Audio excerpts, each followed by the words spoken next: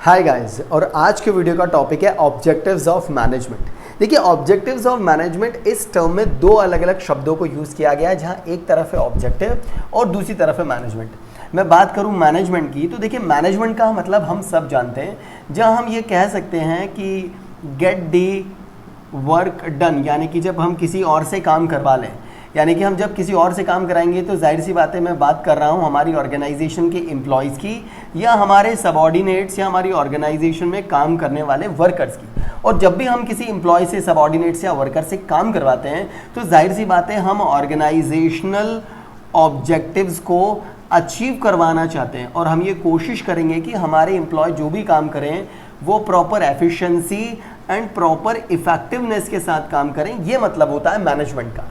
लेकिन अगर मैं बात करूं ऑब्जेक्टिव्स की, तो देखिए ऑब्जेक्टिव्स का मतलब होता है ऑर्गेनाइजेशन के एंड रिजल्ट, यानी कि एक क्वार्टर के बाद कंपनी का क्या रिजल्ट है, कितनी सेल्स है, कितना प्रोडक्शन है, कितने एम्प्लॉयज हैं, कितना फाइनेंस है, कितनी कॉस्ट है, ये कंपनी का एंड रिजल्ट होता है। इन्हीं एंड रिजल्ट्स के बिहाफ पे कंपनी एक डायरेक्शन तय करती है और ऑर्गेनाइजेशन के जितने भी एम्प्लॉयज हैं, सबऑर्डिनेट वर्कर हैं, वो इसी डायरेक्शन और इसी एंड रिजल्ट को अचीव करने की कोशिश करते हैं। इसीलिए ऑर्गेनाइजेशनल ऑब्जेक्टिव को अचीव करवाने में मैनेजमेंट की हेल्प लगती है। लेकिन यहाँ से कई सारे इंडिविजुअल यही समझते हैं कि जो ऑर्गेनाइजेशनल ऑब्जेक्टिव होते हैं या जो मैनेजमेंट के ऑब्जेक्टिव होते हैं वो सिर्फ प्रॉफिट को मैक्सिमाइज करने तक ही सीमित रह जाते हैं। तो देखिए यहाँ से ऐसा नहीं है। क्लास 12th की बिजनेस स्टडी के चैप्टर नंबर 1 के अंदर इस टॉपिक को काफ़ी डिटेल में समझाने की कोशिश की गई है कि objectives of management merely profit maximisation का कॉन्सेप्ट नहीं है। यहाँ पर 3 ब्रॉड लेवल के टॉपिक को समझाने की कोशिश की गई है। सबसे पहला टॉपिक दिया गया है ऑर्गेनाइजेशनल ऑब्जेक्टिव। फिर दूसरे लेवल में हमें समझाया गया है कि सोसाइटी का भी एक ऑब्जेक्टिव होता है जो भी मैनेजमेंट पूरा करता है। और तीसरे टॉपिक में हमें समझाने की कोशिश की गई है पर्सनल ऑब्जेक्टिव। तो देखिए यहाँ सबसे पहला हमें दिया गया है ऑर्गेनाइजेशनल ऑब्जेक्टिव। तो देखिए जनरली ये माना जाता है कि प्रॉफिट को इंक्रीज करना ही ऑर्गेनाइजेशन का ऑब्जेक्टिव है, जबकि ऐसा नहीं होता है। कंपनी हमेशा प्रेफर करती है कि ऑर्गेनाइजेशन ऑब्जेक्टिव में ग्रोथ कंपनी की ज़्यादा हो। अब कंपनी की ग्रोथ होने के लिए कंपनी को 3 अलग अलग पॉइंट्स को देखना पड़ता है, जिसमें सबसे पहला पॉइंट होता है सर्वाइवल का।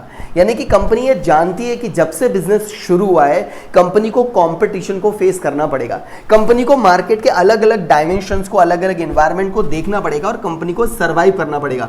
यानी कि कंपनी को इस टाइम पीरियड में अपने प्रॉफिट और लॉस को तकरीबन बराबर से रखना होगा। अगर कंपनी सर्वाइव कर गई तो अगले लेवल पे पहुंच जाएगी जिसका नाम है प्रॉफिट। अब कंपनी इस लेवल पे प्रॉफिट इंक्रीज करना चाहेगी, यानी कि कंपनी अपनी कॉस्ट को कम करना चाहेगी किसी ना किसी तरह से, ताकि कंपनी प्रॉफिट कर सके। और कंपनी कहीं ना कहीं अपनी सेविंग्स को बढ़ाने की कोशिश करेगी, क्योंकि जब कंपनी सर्वाइवल से प्रॉफिट मोड में आती है तो प्रॉफिट के बाद नेक्स्ट लेवल निकल कर आता है कंपनी का ग्रोथ का।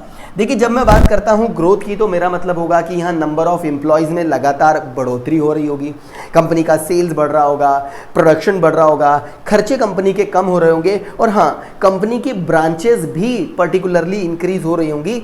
इसी को ऑर्गेनाइजेशनल ऑब्जेक्टिव कहा जाता है। मुझे ऐसा लगता है कि एग्जाम में इस पर्टिकुलर टॉपिक पे आपसे एक एमसीक्यू क्वेश्चन पूछा जा सकता है, क्योंकि डायरेक्ट क्वेश्चन पूछना या केस स्टडी का क्वेश्चन तो इस पर्टिकुलर टॉपिक में नजर नहीं आता।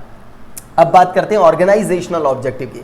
तो देखिए ऑर्गेनाइजेशनल ऑब्जेक्टिव को हमने जिस तरह से समझा है उसी तरह से हम अब समझेंगे सोसाइटी के ऑब्जेक्टिव।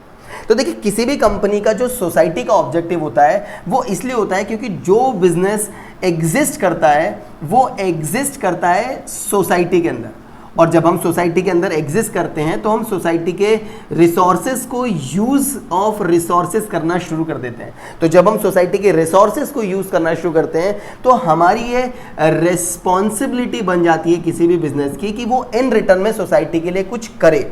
यानी कि अगर आप इन्वायरमेंट का प्रोटेक्शन कर रहे हो तो वो भी एक सोसाइटी का ऑब्जेक्टिव हो सकता है या सोशल ऑब्जेक्टिव बोला जा सकता है। इसके अलावा अगर आपकी कंपनी एम्प्लॉयमेंट अपॉर्चुनिटी प्रोवाइड करवा रही है, अगर आपकी कंपनी किसी प्रोडक्ट की प्राइस कम कर रही है और उसकी क्वालिटी को बढ़ा रही है, किसी भी तरह से आपकी कंपनी ऑर्गेनाइजेशन जो है वो सोसाइटी के बेनिफिट में लगी हुई है, आप प्रॉपर टैक्स को जमा करा रहे हो, ये भी आपकी एक सोशल रिस्पॉन्सिबिलिटी या सोशल ऑब्जेक्टिव या सोसाइटी के प्रति आपकी एक जिम्मेदारी है। क्योंकि आप सोसाइटी के रिसोर्सेज को यूज कर रहे हो। इस बात का ख्याल भी मैनेजमेंट रखता है और यही मैनेजमेंट का एक ब्रॉड ऑब्जेक्टिव है। सिर्फ प्रॉफिट कमाना ही उनका ऑब्जेक्टिव नहीं है। और इसी टॉपिक को थोड़ा सा एक्सटैंड लेके चलते हैं, पर्सनल ऑब्जेक्टिव है। अब देखिए, यहां से किसी भी ऑर्गेनाइजेशन के अंदर जो एम्प्लॉयज या जो वर्कर काम करते हैं, वो वर्कर देखिए अपने अलग अलग पर्सनालिटी वाले इंडिविजुअल हो सकते हैं, अलग अलग बैकग्राउंड वाले इंडिविजुअल हो सकते हैं, उनके रेफरेंसेस अलग हो सकते हैं, उनके सेटिस्फैक्शन का लेवल अलग हो सकता है, उनकी नीड्स अलग अलग हो सकती हैं। अब इतने अलग अलग पर्सनालिटी, बैकग्राउंड, रेफरेंस, नीड्स वाले लोगों को अलग अलग लेवल की रिक्वायरमेंट होती है। उन्हीं अलग अलग लेवल की रिक्वायरमेंट को पूरा करने के लिए कंपनी में एक ह्यूमन रिसोर्स का डिपार्टमेंट होता है और वो इन एम्प्लॉय के पर्सनल ऑब्जेक्टिव को फुलफिल करता है। देखिए, ये बड़ी कॉमन सी बात है कि जो एम्प्लॉयज होते हैं वो ऑर्गेनाइजेशन की सबसे इंपॉर्टेंट एसेट होते हैं। अगर एम्प्लॉय बार बार कंपनी को छोड़कर चले जाएंगे क्योंकि कंपनी ने उनके पर्सनल ऑब्जेक्टिव वो पूरा नहीं किया था, तो इससे कंपनी की ही इफेक्टिवनेस, एफिशिएंसी और प्रोडक्टिविटी पे काफ़ी बुरा असर पड़ेगा। और वैसे भी कंपनी की स्टेबिलिटी को मेंटेन करने के लिए कंपनी को अपने एम्प्लॉय को काफ़ी हद तक सेटिस्फाई करना पड़ता है। सो ये था एक ब्रॉड टॉपिक जहां हमने समझा कि मैनेजमेंट के ऑब्जेक्टिव्स किस तरह से रिलेट करते हैं, ऑर्गेनाइजेशनल ऑब्जेक्टिव, सोसाइटी के लिए ऑब्जेक्टिव और पर्सनल ऑब्जेक्टिव। उम्मीद करूंगा आपको इस टॉपिक को समझने में आसानी होगी। ये टॉपिक किसी डायरेक्ट क्वेश्चन की फॉर्म में या केस स्टडी की फॉर्म में कम ही देखने मिलेगा। इस टॉपिक पे एक एमसीक्यू क्वेश्चन बनता है, वो भी ऑर्गेनाइजेशनल ऑब्जेक्टिव में, सर्वाइवल है या प्रॉफिट है या ग्रोथ वाली कैटेगरी में। उम्मीद करूंगा बात समझ में आई है। बात समझ में आई है, वीडियो को लाइक करिए, इन्फॉर्मेटिव लगता है शेयर करिए। फ्यूचर में किस पर्टिकुलर टॉपिक पे आप वीडियो देखना चाहते हैं, कमेंट करके मुझे अपनी राय जरूर बताइएगा।